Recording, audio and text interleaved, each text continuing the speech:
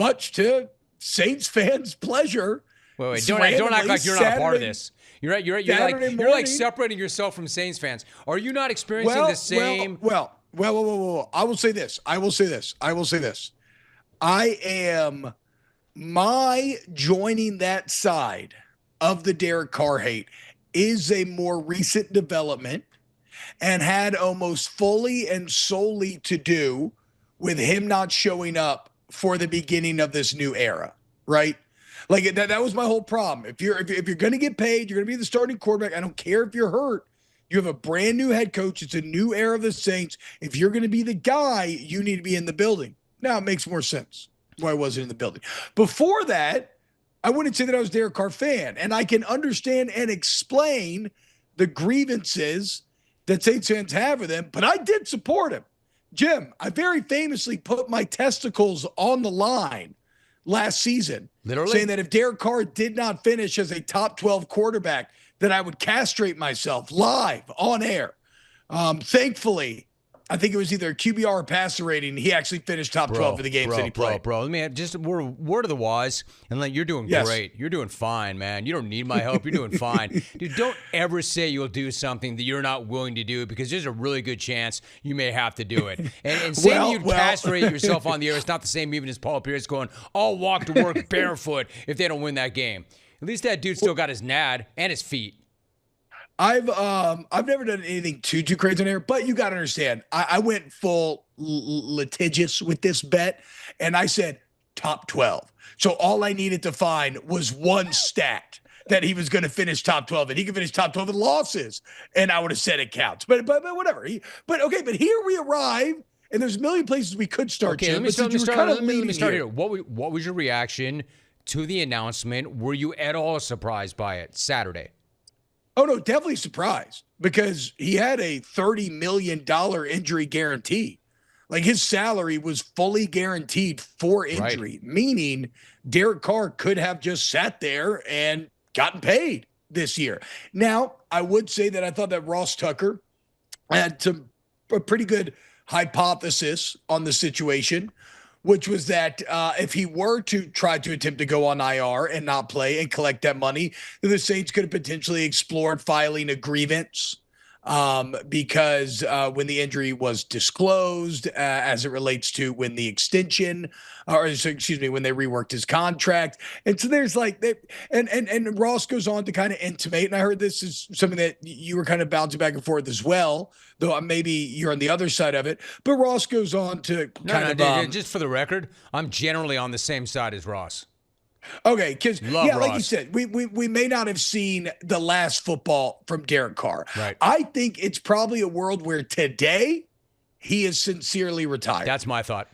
But I know that sincerity changes over time, and the situation in New Orleans had become so unbearably toxic for everybody involved that still getting the $10 million he will get and walking away, and the team saving $30 million, as well as finally getting clarity on the cap, then I'll have $50 million in dead money they can spread out over 2 years. But again, clarity is kind of the key here. It was a bad situation. It was a breakup that, quite frankly, just made sense for all parties. Right. So let me ask you this. Like, nobody knows what's in his head or what's in his heart. I mentioned that for his career, he made like $200 million. He's going to get that $10 million right there. He's 34. He's going to be 35. This is not an easy procedure. It's not going to be an easy rehab. I think that right now, the guy's got to be retired. He's got to be retired. Now, we know how athletes are. They want to go out on their own terms. You're going to have to do the rehab no matter what, right? Anyway, what if for some reason he starts feeling pretty good about himself and he's got that chip on his shoulder? I mean, could you see that? I personally have a hard time at that age. Can you? Like, by the way, what do you think the landscape will look like? Do you think that if he goes through the rehab and he comes back and he's feeling good, that he's still a top 30 quarterback? And then you have to hope there's an opportunity for you and a good fit and a good situation. I mean, it seems like a pretty tough needle to thread. It's definitely a tough needle to thread. I mean, I don't know. I'd maybe lean on you here because I wasn't in the business when this move went down. But how did Carson Palmer retire his way out of Cincinnati? Because that's what he did to escape Mike Brown's clutches back in the day, right? He did a retirement. Maybe he missed 1 year, and then he surfaced back in Arizona. And so if your car, I don't know, go hurt, ask Trey Hendrickson. I bet he retires.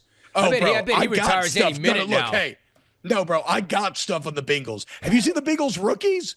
The Bengals rookies are holding out now. Like, the Brown family has found a way in a day and age in the rookie pay scale era when no rookies hang out.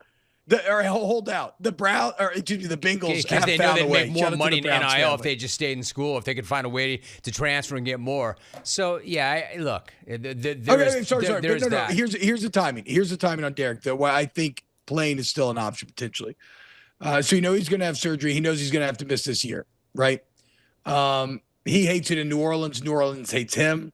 He tried to get them to deal to him this offseason. They wouldn't, so they kind of put handcuffs on him a little bit. And so he says to himself, okay, well, do I sit here for a whole year, deal with the breakup next year, or do I just walk away? And then I guess this is the only thing I don't know the exact ruling on. Is in a year, what can you do? But get healthy. And then, I'm 35 now. These are going to be my last couple of years. Like, I don't want to spend any more time trying to make it happen in New Orleans when I don't have that much time left, and it's clearly not. And yeah, I could see a final hurrah year or two somewhere. Again, this is the crazy part. The Carr facts, like the actual numbers. Derek Carr finishes in New Orleans, and I guarantee you will never see a bigger disconnect between what the numbers look like on paper and how the fans feel about a player. No doubt. Because he finishes overall 14-13, 9-6 in his last 15 starts. He finishes with a 98.8 passer rating, 40 touchdowns, only 13 picks, 6,000 yards in those 27 starts, 68% completion. Can we add to this? They were 0-7, 0-7 in games that he did not start. And yet, people want Rattler over Derek Carr, and he was 0-6. I've never seen anything like it. Until he got there, he was thought to be a pretty good guy. Better than a pretty good guy. No, and I know all the Chipotle jokes. It's obviously crazy, right? I mean, then again, New Orleans people, culture's kind of all Louisiana has in some ways. I'm not saying I get it because I'm there, but I get it. I mean, yes, we're joking, but I understand because too many people from New Orleans have hit me up with Rome. What you need to understand is insert everything you've said. So I believe you. The problem is it seems like the main grievance that people have them, and this is a bit of just the context he was thrust into. The Saints have been a traditionally awful organization. They had a 15-year run, 20-year run under Sean Payton, where you were in a golden era. You were a consistent winner. You were consistently relevant. You try to transition out of that into Dennis Allen, who was very uninspiring as a head coach. He had an awful record to begin with. You tried to give him a second chance. He chose to rebuild the Raiders that he lost with before. And so already everybody was kind of unsure about it. Then you're losing. And then the main problem is people did not like how Derek Carr and Dennis Allen conducted themselves amidst the adversity, where there was a very clear belief that Dennis Allen essentially treated Carr with kid's glove while holding everybody else to a very high standard. And that Carr himself would make interesting levels of mistakes. Like probably the premier example, there's a pick six on a Jesse Bates against the Falcons. And after the game, Carr basically says, well, it wasn't my fault. Bates wasn't supposed to be there.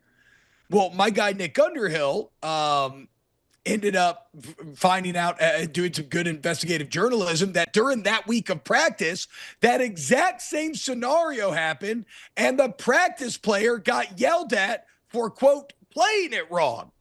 So there was just a complete lack of responsibility taken and responsibility applied from the head coach of the quarterback, which combined with leaving this golden era, right? It created a super toxic situation. This all makes sense to me. I hear exactly what you're saying. Imagine trying to be the coach and the quarterback to follow the golden era. Okay, there's your pick right there. You never want to be the man. Not on Jim. me. You want to be the not man. On me. You don't want to be the guy to follow the guy. Exactly. That's what he said. Not on me. Bates was in the wrong spot. Not on me. Looks like he's in the right spot to me, dude. Not on me. I did my job. But imagine trying to be the guy to follow Drew Brees. Imagine trying to be the guy to follow Sean Payton. Imagine trying to be the guy to follow the guy. Good luck with that, right? And it went badly. cliches are boring, but they tend to exist for a reason. So there's a reason why we say you don't want to be the man that falls the man. You want to be the man that falls the man that falls the man, right? I don't think I said that right, but you get the point. I do. And so that's what Tyler Shough is. And really, that's what Kellen Moore is. Like, this is the first time that the New Orleans Saints have had a true new era since Sean Payton took that job in 2006, because so much of the Sean Payton and Dennis Allen transition was a lot of holdover. Okay, so help me with this then. Go ahead. Yeah. Okay, finish that thought, and then I'm going to ask you something. I was going to say, the funny thing about Derek Carr is, I would say he's like the quarterbacking Mendoza line, where if your quarterback is better than Derek Carr, you're probably pretty happy with him.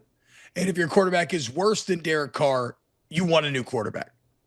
You know, what's interesting about that, I like that analogy, but take what you said about him and said there's never been a greater disconnect between a fan base and the way they felt about a quarterback and their actual numbers. And then you point out his time there. His entire career is like that. We were talking about this before you came on. If you look at it, he is ranked top 25 historically in touchdowns and yardage and passer rating. Top 25 in all three of those categories.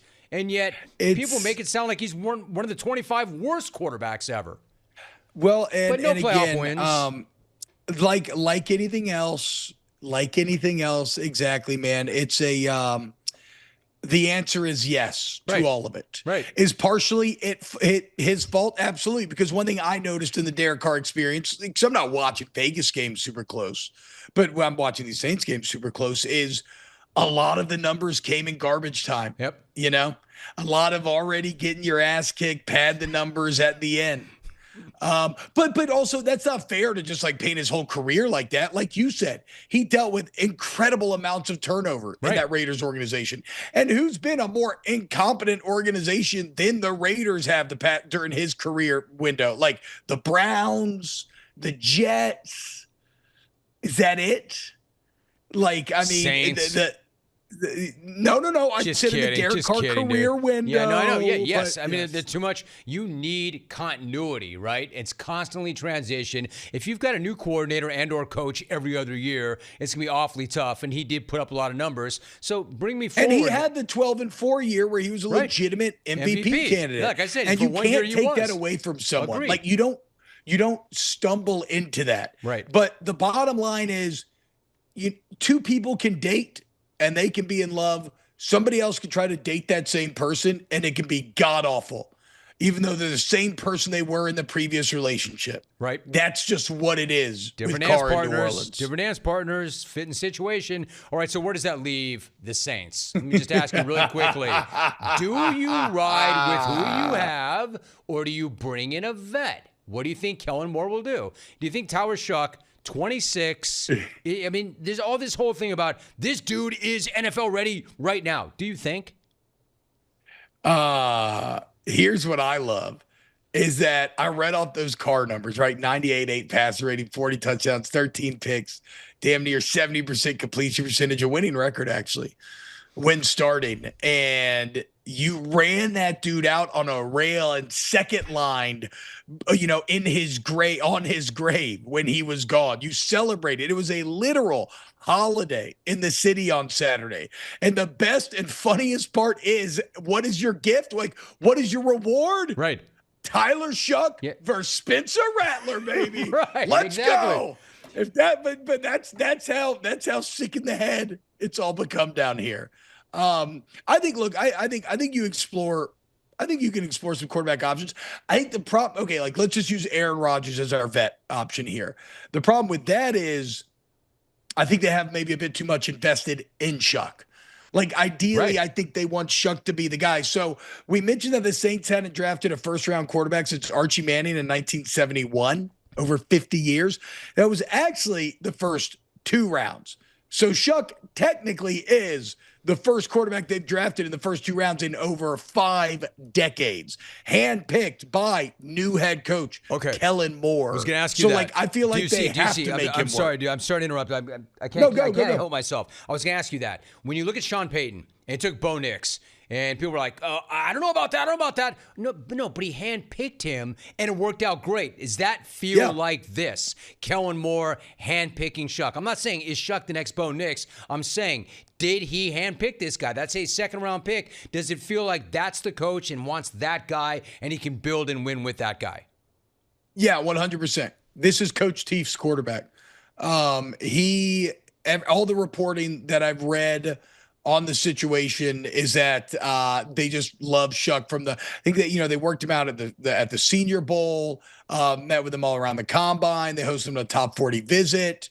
And all the reporting leading up to the draft was that they were super high on Tyler Shough. And I was kind of like, that's kind of boring, right? And I still think that. Like, I mean, objectively, he had one good year in his 8 years of college football. Granted, a lot of it injuries and whatnot. But there's always something exciting about the new kid, isn't there? That glimmer of hope of what could be. Because you know what Derek Carr is what if the new kid you don't know what Tyler played Shough 8 years of college ball and he's 26? Is he still the new kid? He's still a new kid. You know why? Because he's tall. He's not. That's my favorite part about all this. Because he's tall. All the reporting just like he's really tall. Coming out of rookie minicamp, he's really tall, guys. He's 6'6", he looks great in the huddle. Looks great in the huddle. Who doesn't want to be shucked by a tall guy? Not like my guy, Dylan Gabriel, that video that was viral over the weekend of that one guy after he left the dais going, I'm taller than him. Great. No, it's I think, look, again, I don't know quarterbacking better than Kellen Moore. What I can tell you is that Kellen Moore has thrown his lot in with Tyler Shough.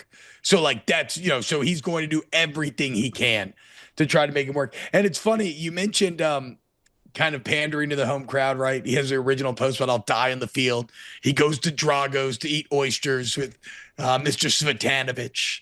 Thank you. Which, by the way, what do you do with oysters? You shuck them. I mean, we love that. Smart. And then he's already alluded to getting a flat tire on a pothole.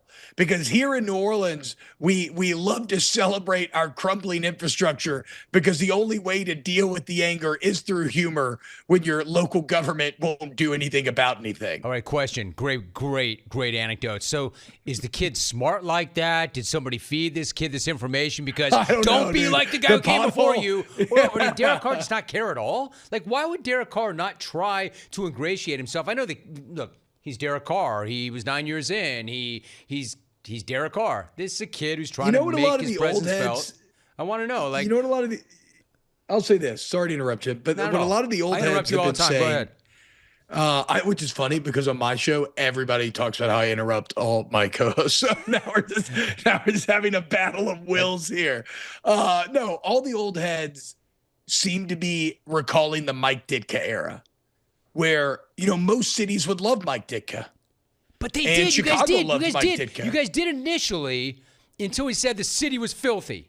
Didn't initially New Orleans okay, love well, there Ditka. you go. But so I guess that's my more point of a question. is, but I think I'm right. The city. I think that's right. Yeah, he said the city was filthy. I don't know. I was a little young then. I mean, I would have been because, dude, I've always said this. There was a famous cover story in SI on Ditka and him going to New Orleans, and I think that's where he made the comment. But enough. I know he said that story, and I'll never forget them running wind sprints in the wet grass in the morning, and his assistant coaches were like, "Coach, please stop! This is not. You're gonna kill yourself." And Dick is like, "Hey, man, I only know one way. Let's go, run it again." And this nut is just going all out. There you go, right there. It was an amazing read. I'll never forget that column. It was great. You know what's crazy? I bet Mike Silver wrote that. Does it say point? I don't know if he would say on the cover, but it was a wild story.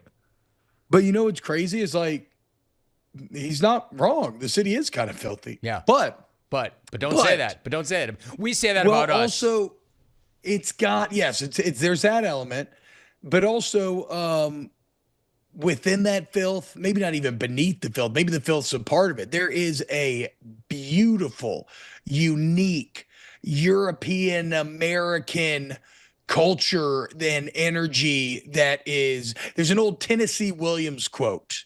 America has three great cities: New York, San Francisco, and New Orleans. Everything else is Cleveland. And I think that rings true. And so, and some people just don't connect with the city.